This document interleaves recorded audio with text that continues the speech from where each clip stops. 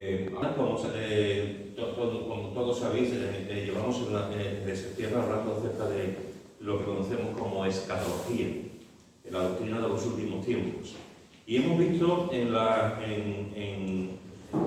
últimas semanas nos estamos centrando en el cielo, lo que es el cielo.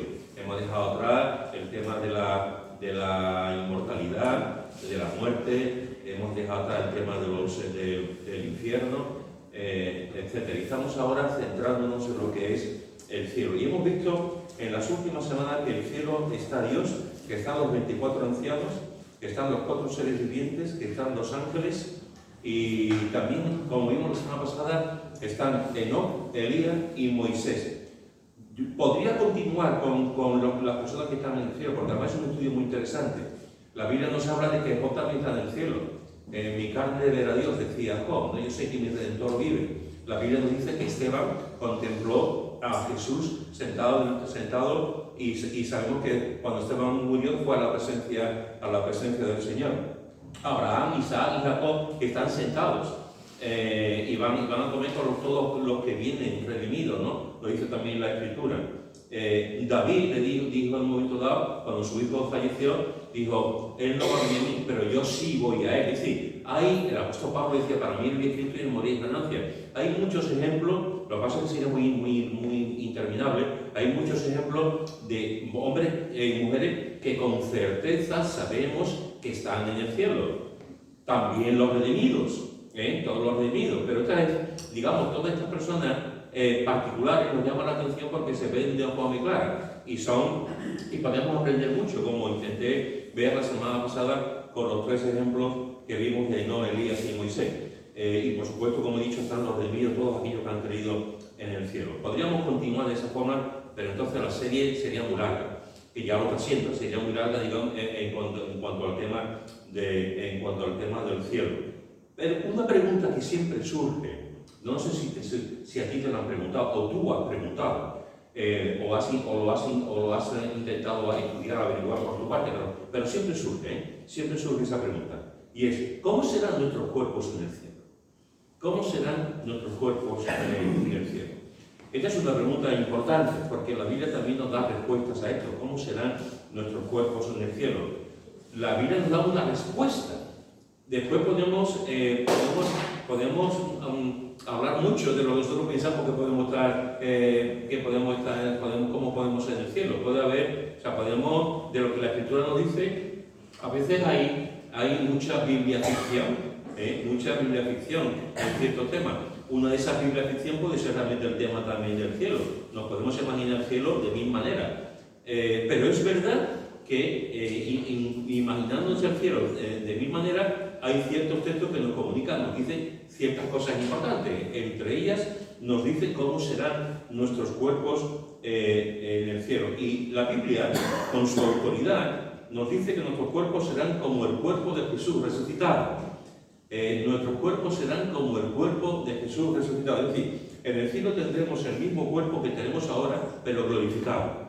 Tendremos el mismo cuerpo, no me preguntes. ¿Será con 15 años? ¿Tendremos el cuerpo de 15 años?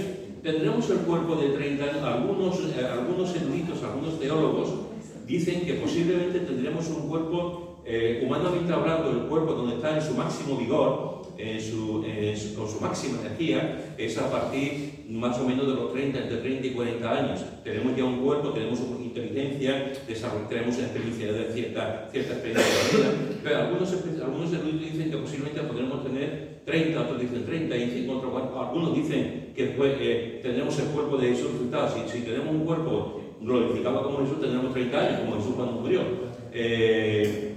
No lo sabemos. No me preguntes si en el cielo, ¿qué edad vamos a tener en el cuerpo? Porque yo no tengo ni la menor idea. Y no creo que realmente haya nadie que pueda decir categóricamente en el cielo tendremos esta edad y ya será una edad para toda la eternidad. Lo que sí sabemos es que tendremos un cuerpo glorificado, un cuerpo resucitado como el de Jesús. Mirad, dice en 1 Juan capítulo 3, versículo 2, que dice, amados, 1 Juan 3, 2, amados, ahora somos hijos de Dios y aún no se ha manifestado lo que hemos de ser. Pero sabemos que cuando Él se manifieste seremos semejantes a Él porque le veremos tal como Él es. Este es un texto maravilloso. Y fijaros que en este texto nos dice tres cosas importantes. La primera es que somos hijos de Dios, hermano. Que somos hijos de Dios. Ahora somos hijos de Dios. Amén.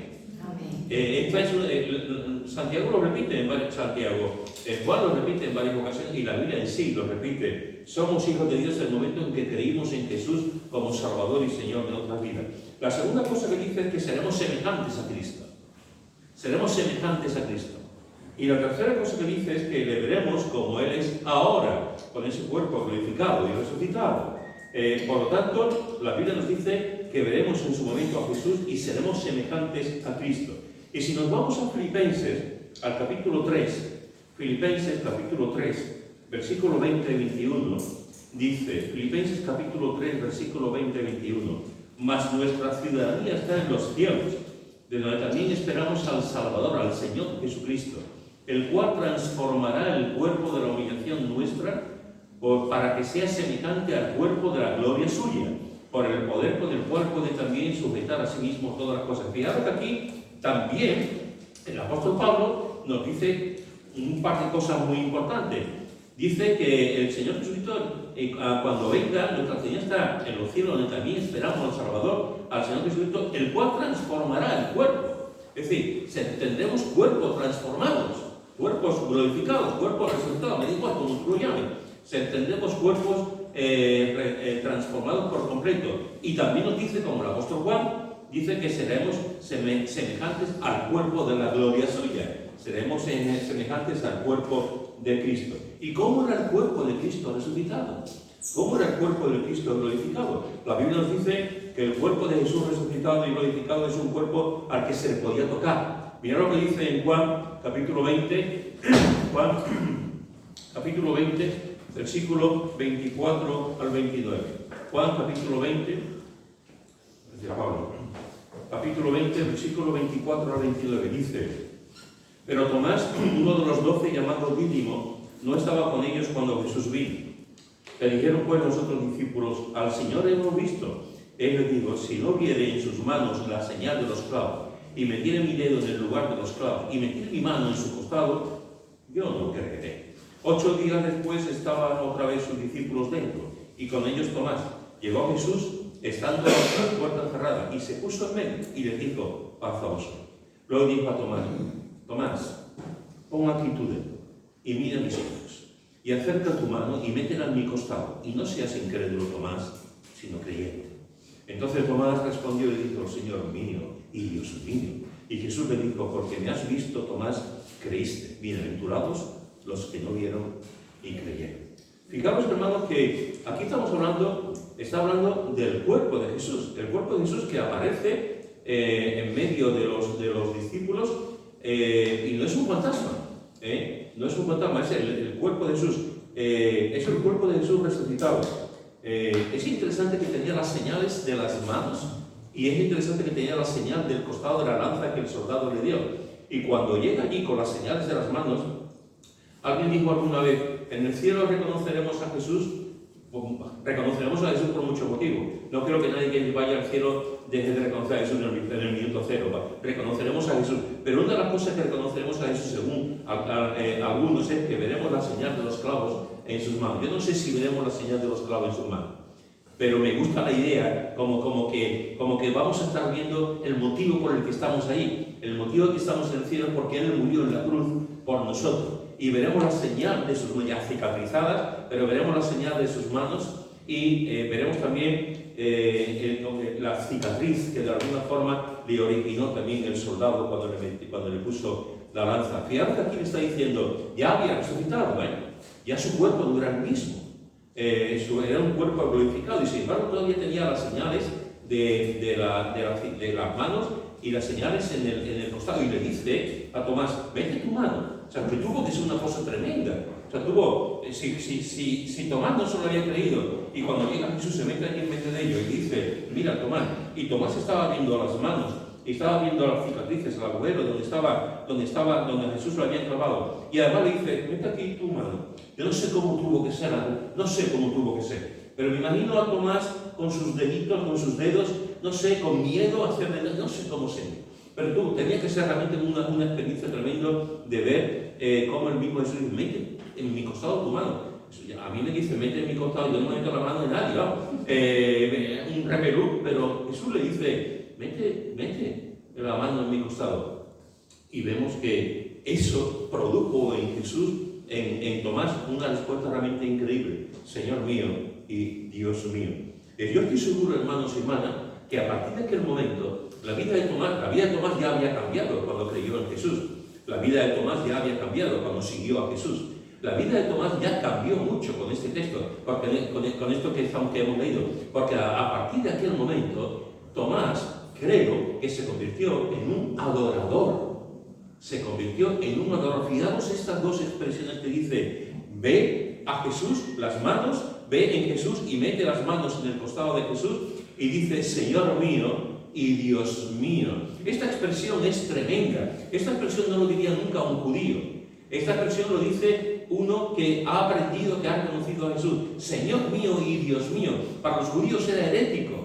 Para los judíos era una blasfemia que se pudiese decir de un hombre, entre comillas, que era Dios y que era Señor, el Kyrios, la Adonai. Era realmente, no solo lo podía decir nadie, absolutamente nadie, ¿no? Sin embargo, Tomás dice, Señor mío, y lo adora. Estoy seguro, hermanos y hermanas, que cuando le tocó el turno a Tomás, estoy seguro que cuando Tomás llegó al cielo, estoy seguro que esa adoración, esa expresión de adoración, de teología pura, en lo que está diciendo, estoy seguro que lo sigue repitiendo. Estoy seguro que en el cielo Tomás sigue diciendo cada día, Señor mío, Dios mío, Señor mío, Dios mío.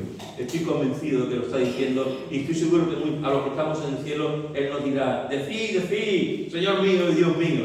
Y es una forma, una expresión de alabanza y de adoración al Señor. Tomás cambió de convertirse en el creyente, digamos, incrédulo, el creyente que tenía dudas sobre la muerte, la resurrección de Jesús, cambió y se convirtió en un adorador. Pero no solamente cambió en ese sentido, la tradición y los diversos documentos que tenemos de antiguos nos dicen que Tomás murió como mártir en el sur de la India. Y fue a la India a predicar las buenas noticias de salvación. Y hay documentos que nos dicen que incluso hay algunas iglesias en el sur de la India que se llaman la iglesia de Santo Tomás, donde fue a predicar y allí fue asesinado. Allí murió como mártir, predicando el Evangelio. Un hombre que en ese momento, cuando contempló el cuerpo de Jesús resucitado, pudo decir, Señor mío y Dios mío. Fijaos que a los discípulos les pasó exactamente. A veces pensamos, Tomás, pero mirad lo que dice también en Lucas capítulo 24, Lucas capítulo 24, versículo 36 al 40. Lucas capítulo 24, 36 al 40. Y mirad lo que dice. Mientras ellos aún hablaban de estas cosas, Jesús se puso en medio de ellos y les dijo, paz a vosotros. Entonces, espantados y atemorizados, pensaban que veían espíritu. Pero Él les dijo, ¿por qué estáis turbados y vienen a vuestro corazón estos pensamientos? Mirad mis manos y mis pies, que yo mismo soy.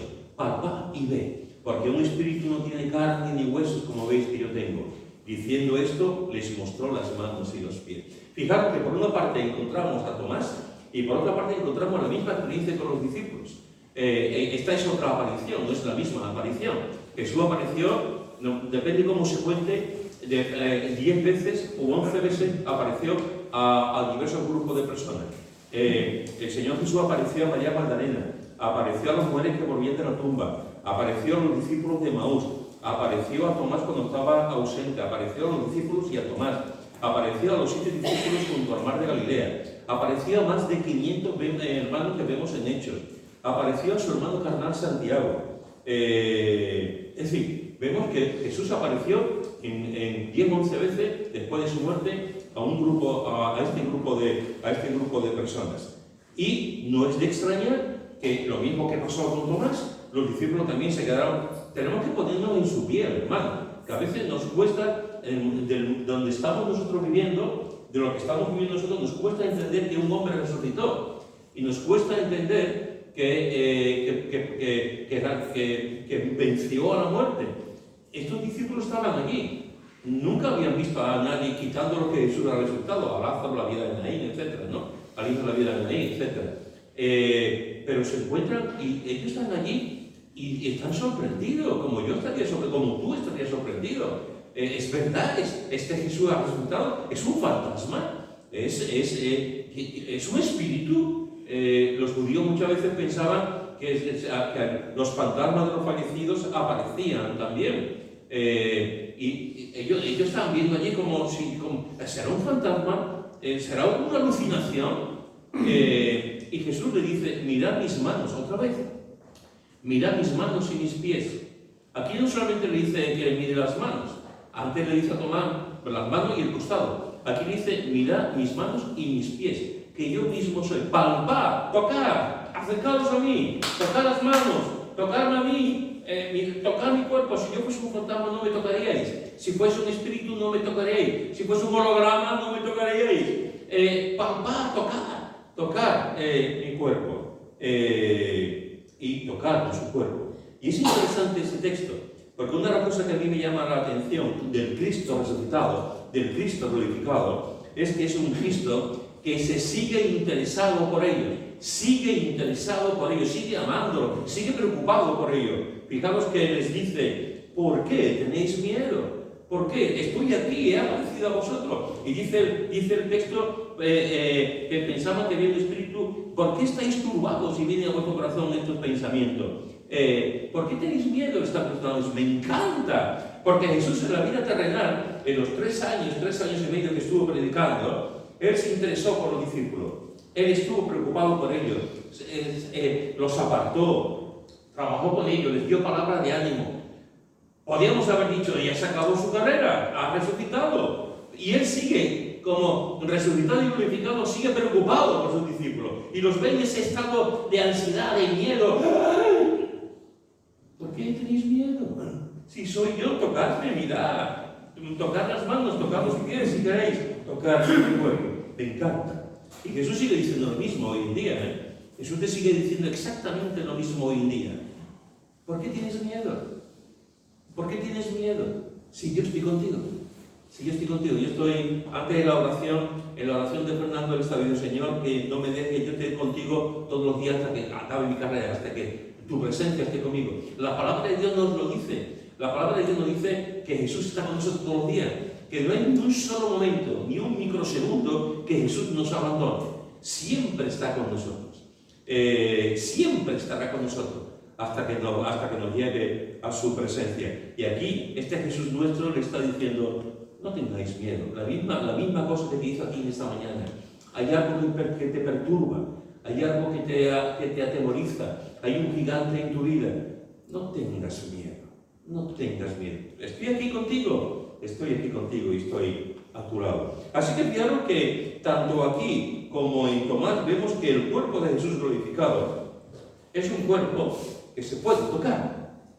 Si no fuese un cuerpo real, físico, tú harías así y tu mano pasaría y no tocarías el cuerpo si es un fantasma o un espíritu. El cuerpo de Jesús tú haces así y tocas. Tocas el hombro, tocas la cara, tocas el pecho, tocas la espalda. Tocas las manos, los pies de Jesús. Es un cuerpo glorificado que se puede tocar. Es decir, en el cielo, hermanos y hermanas, nos tocaremos. En el cielo no seremos invisibles, no seremos etéreos. No estaremos ahí, sino que estarán ahí nuestros cuerpos y podremos abrazarnos, tocarnos, dando la mano, etcétera, porque serán cuerpos como glorificados, pero físicos. En el cielo nos dice también la palabra de Dios que no solamente tenemos un cuerpo glorificado, sino que tenemos un cuerpo que come. En el cielo, hermanos y hermanas, comeremos. Mirad lo que dice en el mismo texto, en Lucas, en el capítulo 24, versículo 41 y 42, dice el 40, y diciendo esto les mostró las manos y los pies, y como todavía ellos de gozo no lo creían, y estaban maravillados, les dijo: ¿tenéis aquí algo de comer? Y entonces le dieron parte de un pez asado y un panal de miel, y él lo tomó y comió delante de ellos. Fijaros, hermanos, aquí encontramos a Jesús que le dice: tengo un cuerpo acercado, no tengáis miedo. Ellos se quedan maravillados. Es tremendo cuando se ven allí estos discípulos a Jesús, que ya, como hemos visto, aparece Dios 11 veces, aparece otra vez allí y se quedan maravillados. Y Jesús les dice: ¿tenéis aquí algo de comer? Me encanta, ¿eh? Y están allí y están maravillados con él. Los discípulos estaban asombrados, sorprendidos, maravillados. La Biblia dice, en Lucas capítulo 2, versículo 47, dice: y todos los que le oían se maravillaban de su inteligencia y de su respuesta. Y estamos hablando aquí de un niño con 12 años. De un niño con 12 años que se había metido a hablar con los teólogos, con los importantes, con la gente que sabía mucho, con los sacerdotes, con los doctores de la ley. Y ese niño que tiene 12 años está 3 días discutiendo, hablando.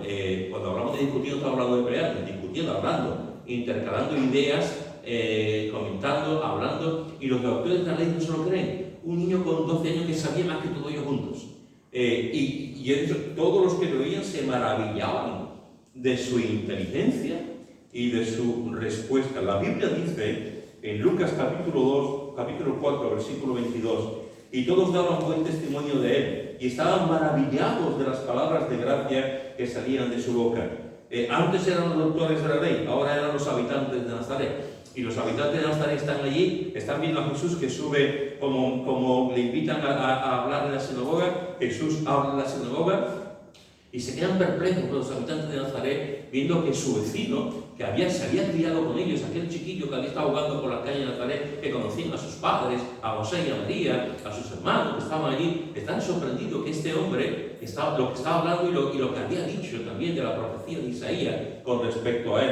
Y dice que estaban maravillados de las palabras de gracia que salían de su boca. Los doctores de la ley estaban maravillados con un niño de 12 años.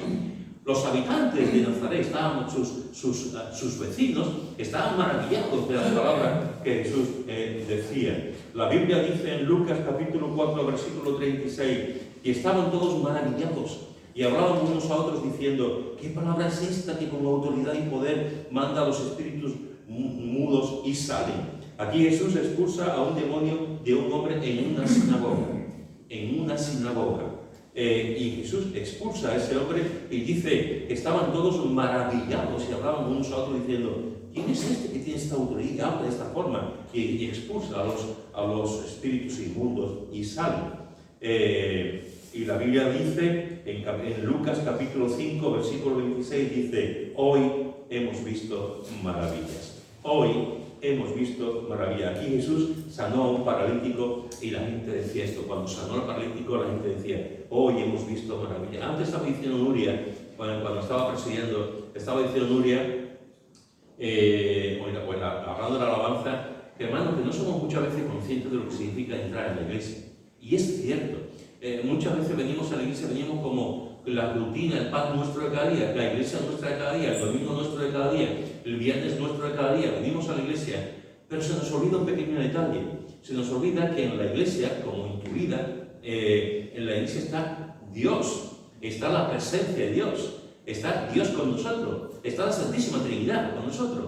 Y muchas veces venimos a la iglesia y venimos sin una expectativa, venimos como acostumbrados. Y se nos olvida que Dios puede hacer maravillas en medio de un culto, que Dios puede hacer maravillas en medio de tu familia, que Dios puede hacer maravillas en medio de tu trabajo, que Dios puede hacer maravillas en tu corazón, en tu alma, en lo que tú eres.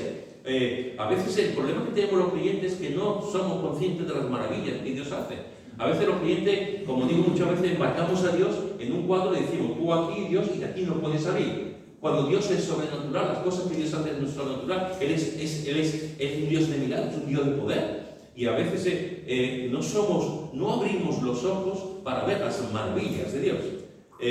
Como el profeta que le dijo a su criado: mira todo lo que hay. Y el criado decía: yo no veo nada. Y el profeta decía: mira, yo no veo. Y el profeta le dice: Señor, hazle que vea. Y el profeta vio cómo estaba rodeado de ángeles. Cómo estaba rodeado, el criado vio cómo estaba rodeado de ángeles y el ejército enemigo estaba enfrente, pero el profeta dijo, él dijo, y el criado: ¿Cuántos ángeles? El profeta lo vio, su criado no. Y tuvo que orar el profeta para que Gehazi lo pudiese ver. A veces, hermanos, nosotros no vemos porque no abrimos los ojos. No contemplamos, no vemos las maravillas, no vemos las maravillas de Dios. Déjame decirte algo que tú sabes muy bien. Tú eres una maravilla de Dios. Tú eres una maravilla de Dios. Dios ha hecho contigo y seguirá haciendo maravilla, porque la obra de Dios en tu vida no ha terminado. Hasta el último día, hasta el último segundo, Dios estará trabajando, te está esculpiendo,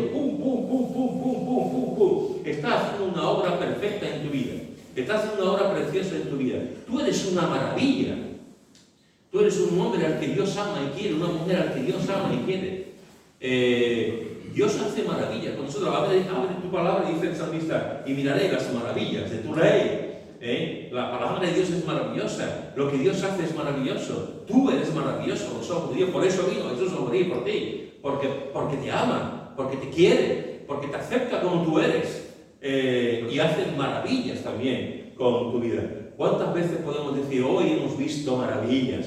Hoy hemos visto maravillas en mi vida, en la vida de mis hijos, en la vida de mi familia, en la vida de la iglesia. Hoy hemos visto maravillas. Estoy seguro que en tu vida como creyente, en los años que llevas como creyente, estoy convencido que más de una vez, más de dos y más de tres, habrás visto maravillas. Ten los ojos de entendimiento, ten discernimiento. Sé un hombre y una mujer espiritual que puedas ver realmente las maravillas que Dios hace en tu vida y en la vida de los demás. Como decía, toda esta gente que estaba allí, habían visto al paralítico que Dios lo había sanado. Hoy hemos visto maravillas. Y déjame preguntarte, en esta mañana, que ya son la 1:05, déjame preguntarte, ¿te sigue maravillando a Jesús?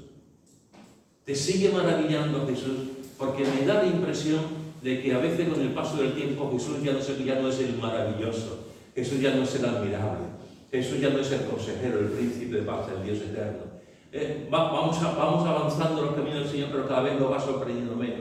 Cada vez somos más lógicos, más razonables. Cada vez usamos más el intelecto para acercarnos a Dios, que está bien porque Dios nos da el intelecto y la razón y la mente. Pero tenemos que aprender a maravillarnos de Dios cada día. No podemos caer en la rutina, no podemos caer en esa mediocridad de ver solamente a Dios de vez en cuando. Tenemos que ser conscientes de lo maravilloso que es Jesús. Hay creyentes que van pasando los años y van pasando los años y cada vez su maravilla de Dios cada vez se disminuye más, cada vez es más pequeña. Van pasando los años, siguen en el Señor, pero ya no contemplan a Jesús de esa forma maravillosa, ya no están tan enamorados de Jesús, ya no tienen tanta pasión por Jesús. Sí, están ahí, van en el camino, llegarán al cielo, van hacia la meta, pero ya no contemplan a ese Jesús maravilloso del que se enamoraron cuando creyeron. Y sin embargo hay otros creyentes que pasa al contrario.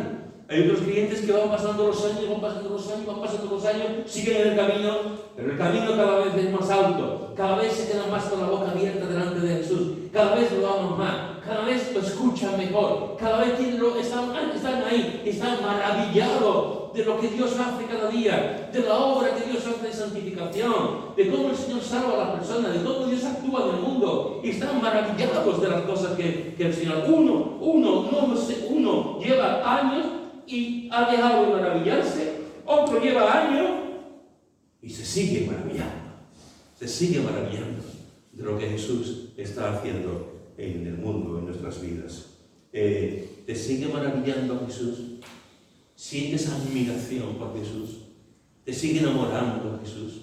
Eso es Jesús, lo más importante en tu vida. Antes lo hemos cantado, que seas lo primero, Es Jesús lo primero realmente en tu vida.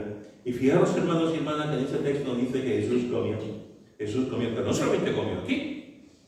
Aquí nos dice que comió un pez asado y un panal de miel. Mirad lo que dice en Juan, capítulo 21. Juan, capítulo 21, versículo 12 al 14. Juan, capítulo 21, versículo 12 al 14 dice: les dijo Jesús, venid, comed. Y ninguno de los discípulos se atrevía a preguntarle, ¿tú quién eres?, sabiendo que era el Señor. Vino pues Jesús y tomó el pan y les dio, y asimismo del pescado. Me encanta. Fijaros que aquí, todos conocéis este momento, otra de las apariciones de Jesús. Jesús los discípulos están en una barca, Jesús aparece en la orilla y están contemplando de la barca a alguien en la orilla y Juan dice, yo creo que es Jesús, y Pedro se tira al agua vestido para llegar hasta la orilla y está allí Jesús y le dice, venid y comed. Y están allí, ¿tú quién eres? Sabiendo, y ellos sabían que realmente era el Señor, pero la impresión era tremenda. Ver allí otra vez a Jesús resucitado. Y es interesante, Jesús tomó el pan, es decir, comió pan. Jesús tomó el pan y les dio a sí mismo del pescado. Les dio a sí mismo del pescado. Es interesante, hermano. En los últimos años, en España, igual que en otros países del mundo, está muy de moda el brunch. ¿Lo he dicho bien, Lara? No.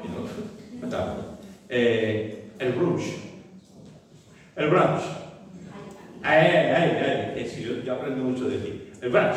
¿Qué es el brunch? Pues el brunch es un pedazo de desayuno que tú desayunas y luego después no comes, porque con lo que has desayunado ya hay de todo. En los últimos años está de moda. Antes no, antes en España nada más que teníamos la tostadita, los bizcochos, las magdalenas, y sobre todo la clásica de aquí, la Andalucía tostada, el chocolate con churro, que sí, que cada vez más churros, por cierto, cada vez más sitios que abren. O sea, ahora no, ahora ya, sobre todo para turistas y para gente de aquí. La primera vez que fuimos Chad y yo a Houston, la primera vez, nos llevaron un sábado, mi hija y Mikey nos llevaron a un sitio donde había un brunch. Como las películas. Además un sitio tejano. Estaba allí con las que servían con una bota, con las botas, vestidas, sí, sitio tejano, aquello era grandísimo. Y tú mirabas los platos de la gente que estaba aquí, eran descomunal aquello, era descomunal. Huevo frito con patata, huevo frito con bacon, salchichas con huevo, todo muy sano, era cereales, eran así de grandes, o sea, era una cosa realmente tremenda. Yo estaba allí, estábamos sentados, que he comido huevos revueltos, tremendo, platos grandes, como los americanos ponen, sobre todo los tejanos, platos grandes, todo grandes. Estábamos allí y yo no sabía qué pedir, y mi mujer tampoco sabía lo que pedir. Y nosotros que somos novatillos en el tema, estábamos allí y digo, como esto me da a mí algo. Y mi mujer igual, tostar. ¿Eso qué es? Y tuvimos que explicar a Mike que darle una tabla. Al final nos trajeron una cosa parecida. Pero tú comes aquello, tortita de caramelo, de chocolate dentro. O sea, eso era tremendo aquello. Además, era un sitio con unas colas enormes para la gente. El brunch era el coco de allí. El coco de allí, efectivamente. Pues estoy seguro que ningún brunch, ningún desayuno español, ninguna cosa que hagamos tuvo que ser tan delicioso, tan bueno como este desayuno que tomaron los discípulos con Jesús. Jesús les preparó el pan y les dio del pescado. Y Jesús lo preparó. Es decir, tenemos una cosa importante que decir esta mañana. No sé si has caído alguna vez en eso. Supongo que sí. Jesús es Masterchef. Jesús es cocinero. A mí me encanta. Porque ¿quién preparó el pan? Y sobre todo, porque el pan, bueno, estaba allí. Pero ¿quién preparó el pescado? Jesús. Es decir, Jesús cogió el pescado, lo puso allí entre las brasas, le dio la vuelta, le echó la sal, no sé cómo lo haría, y preparó el pescado. Es decir, Jesús cocina, me encanta. Cuando tú estés en la cocina preparando alguna cosita, te digo, oye, Jesús también estuvo cocinando y tuvo que ser para estos discípulos allí, tuvo que ser algo delicioso allí comer ese pan y comer ese pescado que Jesús había preparado. Por lo tanto, fijaros que la Biblia nos dice que tenemos un cuerpo glorificado al que podemos tocar. La Biblia nos dice, como Jesús, la Biblia nos dice que Jesús comió. Y la Biblia nos dice, hermanos y hermanas, cuidado, atención, no tirarme piedras, por favor, seguir queriéndome en la medida de lo posible. Jesús dice que beberemos vino. Jesús, que beberemos como cuerpo glorificado, beberemos vino. Mirad lo que dice en Lucas, capítulo 22, Lucas, capítulo 22, versículo 14 al 18. Lucas, capítulo 22, versículo 14 al 18. Y dice así, Lucas 22, 14 al 18. Cuando era la hora, se sentó a la mesa, y con él los apóstoles. Y les dijo, ¿cuánto he deseado comer con vosotros esta Pascua antes de que parezca? Porque os digo que no la comeré más hasta que se cumpla el reino de Dios. Y habiendo tomado la copa, dio gracias y dijo, tomad esto y repartidlo entre vosotros. Porque os digo que no beberé más del fruto de la vid hasta que el reino de Dios venga. Aquí nos dice que Jesús, cuando venga en su reino, beberemos del fruto y Él beberá. Está hablando en plural y se mete Él. Beberé del fruto de la vid, beberemos del vino. Da igual cómo tú puedas interpretar ese texto. Da igual si lo interpretas como si está en el milenio, da igual si lo interpretas como si ya está en el cielo literal, da igual como si lo interpreta como que es aquí, en este momento, como algunos lo interpretan. Lo que está diciendo aquí Jesús es que cuando venga en su reino de segunda venida, cuando estemos en el cielo, Jesús beberá vino. Jesús, por eso te he dicho antes, no te enfades conmigo, porque aquí no, gracias a Dios, entre nosotros no hay personas legalistas, quitando Pepe Roma Santa. Entre nosotros no hay personas así legalistas, pero sabéis, hermano, hay gente que beber vino es pecado imperdonable. El pecado, tú puedes beber otro tipo de cosas, tú puedes fumar 4 cajetillas de tabaco, no pasa nada, pero beber vino es el pecado imperdonable. Pues siento decir a estas personas que en el cielo Jesús beberá vino, como ya bebió aquí, por cierto, como ya bebió vino. Por lo tanto, fijaros que en el cielo se beberá vino porque Jesús, con ese cuerpo glorificado físico, ya bebía vino. Y te digo una cosa, si hay vino en el cielo, ¿de dónde salió el vino? Ribera del Jordán. Ribera del Jordán, efectivamente. Es decir, en el cielo habrá uvas. En el cielo comeremos uvas. En el cielo podremos tomar el fruto de la vid, el vino, pero también habrá uvas, con lo cual podemos comer las uvas. Es interesante el tema de las uvas. Aquellos que gustan los datos, mirad lo que dice, lo que he podido ver esta semana, aquellos que gustan. Dice, las uvas son ricas en antioxidantes que protegen el corazón. Las uvas mejoran la circulación y combaten el envejecimiento celular. Las uvas aportan vitaminas y minerales. Las uvas fortalecen el sistema inmunitario, ayudan a controlar la presión arterial y favorecen la salud digestiva por el alto contenido de agua y de fibra. Y eso lo comeremos aquí. ¿A cuánto os gusta la uva? Pues en el cielo comeremos uva. Ya no hará falta porque tenemos una salud allí, tenemos salud de roble. Pero fijaros todo lo que nos proporciona el comer las uvas. Y el vino, mirad lo que dice. El vino ofrece beneficios para la salud cardiovascular. Aumenta el colesterol bueno y reduce el malo. Mejora la circulación, actúa como antioxidante, ayuda a la microbiota intestinal y posee efectos antiinflamatorios. Eso sí, siempre que sea una copita o dos todos los días. No una botella o dos todos los días. Una copita o dos todos los días. Es decir, fijaros que en el cielo, hermanos y hermanas, encontraremos que podemos tomar vino, porque Jesús no va a tomar vino, y encontraremos que también podemos comer uvas. Y las uvas tienen que ser deliciosas. Si las uvas de Canaán, los espías decían que eran unas uvas impresionantes, fijaros cómo tienen que ser las uvas en el cielo. En el cielo comeremos del árbol de la vida. Mirad lo que dice en Apocalipsis capítulo 2, versículo 7. Apocalipsis capítulo 2, versículo 7.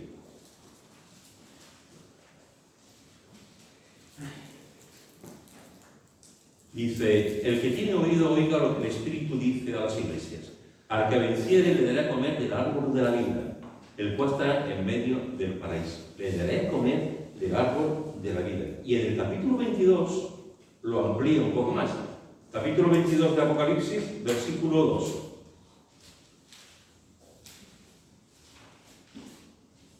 Dice, Apocalipsis 22, 2, en medio de la calle de la ciudad y a uno y otro lado del río estaba el árbol de la vida. Y fíjate que dice que produce 12 frutos, dando cada mes su fruto. Y las hojas del árbol eran para sanidad de las naciones. Esto es interesante, hermanos. Un árbol aquí, el árbol de la vida, y dice que produce 12 frutos. 12 frutos cada mes. ¿Cuáles son estos 12 frutos? Ni idea, no lo conozco. No podemos imaginar, pero no. 12 frutos, si le une lo de la uva, si le une lo de la miel, si le une el pez asado, si le une. Pues resulta que en el cielo, por lo menos, fruta hay. No sé qué tipo de fruta, no sé, pero la Biblia nos dice que en el cielo, en medio del árbol de la vida, el árbol que aparece en Génesis y que aparece ahora al final, ese árbol habrá 12 frutos cada mes. No nos aburriremos, habrá comida, habrá frutas para comer. En el cielo comeremos del maná escondido. En el capítulo 2 de Apocalipsis, en el versículo 17, también dice a los que vencieron les dará de comer el maná escondido. El maná que comían en el desierto. El maná, comida de ángeles, que dice el salmista. Y en el cielo comeremos también el maná. ¿Cómo será el maná, esa cosita pequeñita blancuzca que comían? Pues tiene que ser también deliciosa. Tiene que ser, y comeremos en el cielo el maná escondido. En el cielo comeremos, como hemos visto antes en Lucas capítulo 24, comeremos pescado y miel. Y miel. La miel, que esta una planta gente le gusta, ¿no? Que habrá pescado y miel. En el cielo, hermanos y hermanas, cenaremos con el Cordero. La iglesia dice en el capítulo 19, versículo 9 de Apocalipsis, dice que en el cielo la iglesia cenará con el Cordero.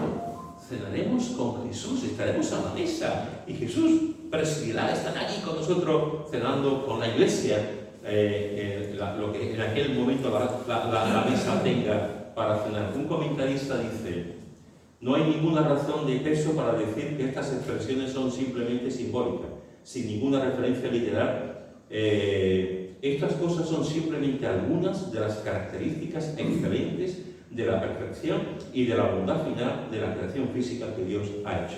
Hay gente que piensa que todo lo que aparece en Apocalipsis es simbólico. Hay gente que piensa que nada es real. Pues este comentarista y millones de creyentes, entre ellos yo, creemos realmente en la literalidad de lo que la Biblia nos dice que estará en el cielo. Y estaremos comiendo, la iglesia cenará con el Cordero, las bodas del Cordero. En el cielo, hermanos y hermanas, comeremos y beberemos. La Biblia dice, en 1 Corintios capítulo 10, versículo 31, dice: ya sea que comamos o bebamos, o hagamos cualquier cosa, hagámoslo todo para la gloria de Dios.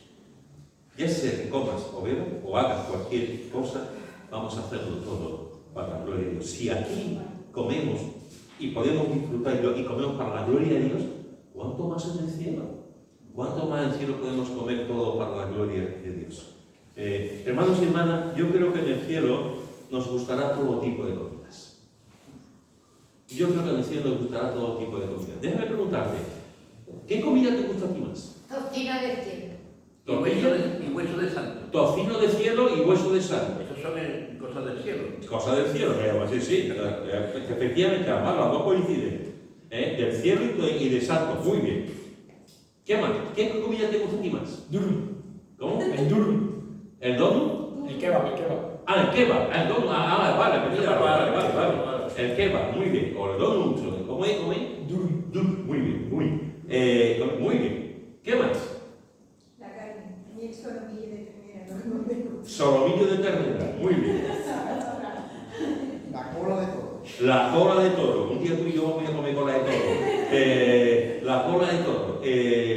Pues mirad, el cielo nos dice, si aquí comemos y lo comemos todo para la gloria de Dios, ¿cuánto más en el cielo? En el cielo, hermanos y hermanas, tendremos todo tipo de comida. Tendremos verduras.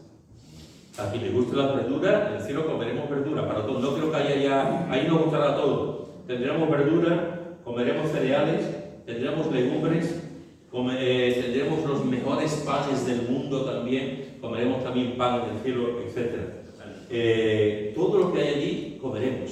Allí, y seguramente, a lo mejor en una parte del cielo, en un kiosco, pondremos allí, no estoy seguro, pero seguramente en un kiosco pondremos allí torrijas de pez.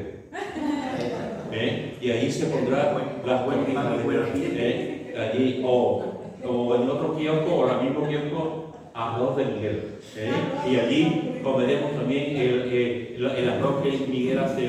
No sé si habrá menudo de camote, pero pondremos allí la tarta que hace tan rica, que algunos de ustedes hacéis, allí hace una tarta maravillosa, Boti. Es decir, o el cocido que hace Conchi, ¿no? O sea, pues en el cielo tendremos, Conchi digo, Mati, en el cielo tendremos, pues comeremos de todo, nos gustará todo tipo de comida. En el cielo, hermano, la comida será un placer. Aquí es un placer. La comida no solamente sirve para alimentarnos, básicamente. La comida también es un placer. En el cielo experimentaremos un placer comiendo. Comiendo, todo será diferente. El gusto, el olfato, las papilas gustativas, todo será diferente y experimentaremos un placer comiendo lo que podemos disfrutar del cielo. Y el tuétano de los huesos más ricos. Y los tuétanos de los huesos también. Fijaros que estoy seguro que la cocina del cielo será una cocina muy creativa. Comeremos comidas creativas. Y estaremos ahí. Yo no sé quién preparará la comida del cielo, no tengo ni la menor idea. No sé si será por arte de un milagro yo haga todos los días y a preparar comida. No sé si habrá ángeles preparando comida. No sé si los cocineros creyentes que han muerto y tanto del Señor, muchos cocineros harán también comida. No tengo ni idea. Pero fijaros que la comida, estoy seguro que la comida del cielo será también muy creativa. ¿Se mandará un animal a darle uso a la persona? Yo no lo sé. Sobre el vino. El mejor vino lo hizo el Señor del agua. Hubo que sembrar la uva. Yo no lo sé. Hay creyentes que piensan que la carne no se comerá, que no se comerá carne en el cielo, porque se matará animal. Otros creyentes dicen que no. Otros creyentes dicen que si ya se mataba en la antigua legislación, porque no se va a matar a animales. Algunos creyentes dicen que si aquí el alcohol es malo, en el cielo también, cuando hemos visto que Jesús también toma vino. Es decir, por eso he dicho al principio que en este tipo de estudios hay más preguntas que respuestas. Lo que nos dice la Biblia, exactamente lo que estoy diciendo. Después podemos añadir, podemos pensar, incluso hay personas que dicen que no se comerá pescado, porque es un ser vivo. Sin embargo, vemos que Jesús comió pescado cuando resucitó, comió el pescado con los. Entonces, lo que sí es cierto, hermano, dejándonos de hipótesis y tal, es que lo que comamos en el cielo será maravilloso. Será maravilloso, será fantástico, será bueno y no nos hará daño. No nos hará daño. Ninguna de las cosas que comamos nos hará daño. No tendremos problemas de colesterol. No tendremos problemas de grasa. No tendremos problemas de engordar. En el cielo, aunque no lo dice concretamente, pero yo no creo que en el cielo haya básculas. No tendremos problemas, tendremos cuerpos perfectos. Así que fijaros que en el cielo tendremos un cuerpo glorificado, como el de Jesús, un cuerpo que puede ser tocado, un cuerpo que come y que bebe, como el de Jesús. Y termino con esto: en el cielo tendremos un cuerpo que puede atravesar paredes, que esto a Joaquín le encanta, un cuerpo que puede atravesar paredes, como el de Jesús. Mirad lo que dice en Juan, capítulo 20, versículo 19. Juan, capítulo 20, versículo 19.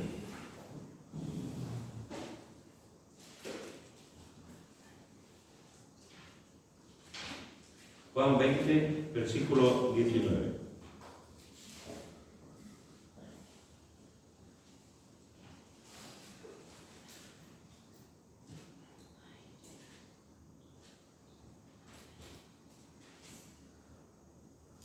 Que lo vimos antes, dice Juan 20, versículo 19, Dice, cuando llegó la noche de aquel mismo día, el primero de la semana, estando las puertas cerradas en el lugar donde los discípulos estaban reunidos por miedo a los judíos, vino Jesús y puesto en medio les dijo, paz a vosotros. En el versículo 25 le dijeron por los otros discípulos, al Señor hemos visto. Él les dijo, si no viene en sus manos la señal de los clavos y metiere mi dedo en el lugar de los clavos, etc. Y dice, 8 días después estaban otra vez sus discípulos dentro y con ellos Tomás. Y llegó Jesús estando las puertas cerradas. Así que fijaros que vemos que en 2 de las apariciones que hace a los discípulos, nos dice que los discípulos estaban reunidos por miedo a los judíos y puesto en medio apareció Jesús estando las puertas cerradas. Y en el versículo que hemos leído después, en el versículo 26, estaban las puertas cerradas, otra vez. La primera fue sin Tomás, la segunda fue con Tomás. Estaban las puertas cerradas. ¿Cómo entró Jesús ahí? O sea, si estaban las puertas cerradas, ¿cómo pudo Jesús ponerse? Yo me imagino a nosotros, estábamos por las puertas cerradas, además tenían miedo. Estaba todo cerrado porque decían, nos pueden coger a nosotros, nos pueden matar, nos pueden llevar, todo cerrado. Estaban ellos allí atemorizados y de pronto están ahí, ¡pum! Y Jesús ve, ¿ha salido? ¿Cómo esto? David Copperfield, o sea, David, ¿cómo es el mago que es inglés? David Copperfield, ¿dónde está? ¿Cómo ha salido? ¿Cómo estaba? Jesús estaba en medio de ellos. Apareció en el cielo, hermano. Tendremos un cuerpo glorificado, perfecto, resucitado, y atravesaremos la materia. Atravesaremos puertas. Yo no sé lo que atravesamos puertas. Alguien dijo también, esto dentro de la ciencia ficción, Biblia ficción, alguien dijo, nuestros cuerpos serán tan poderosos, que daremos un salto aquí, ¡chum! Como el increíble Hulk, daremos un salto y a lo mejor podemos llegar a Marte en el salto. Yo no sé cómo será, pero tendremos cuerpos glorificados y cuerpos que pueden atravesar paredes. Tu cuerpo será tocado en el cielo y tú podrás tocar ahora. En el cielo tú vas a comer. Y algunas cosas que vamos a comer son uvas, el maná, pescado y miel, frutas, beberemos vino, etcétera, etcétera, etcétera. Y en el cielo atravesaremos paredes. Quiero leeros un comentario de un científico que dice esto acerca de atravesar las paredes. Y dice, es un científico, el doctor Irving Wong, que dice, el cuerpo resucitado de nuestro Señor Jesucristo estaba en perfecta armonía con todo lo que nuestro Padre Celestial ha creado, mientras que nuestros cuerpos no lo están a causa de la maldición del pecado. Todos sabemos que es imposible para nuestro cuerpo pasar a través de una pared. Sin embargo, tanto nuestros cuerpos como la propia pared no son tan sólidos como parecen, pues ambos están formados de átomos, y los átomos están compuestos de neutrones y protones positivos y negativos que dan vueltas alrededor de un núcleo, tal como nuestra Tierra les da alrededor del Sol. Hay suficiente espacio entre electrón y electrón, incluso los átomos más sólidos, para que puedan pasar otros electrones. Y esto es lo que está ocurriendo constantemente en el mundo de la televisión y de la radio. El cuerpo glorificado de nuestro Señor Jesús era puro, perfecto, sobrenatural. Cada uno de sus átomos estaba perfectamente dominado y sujeto a la voluntad soberana de Jesucristo. Podía componerse y descomponerse en un instante.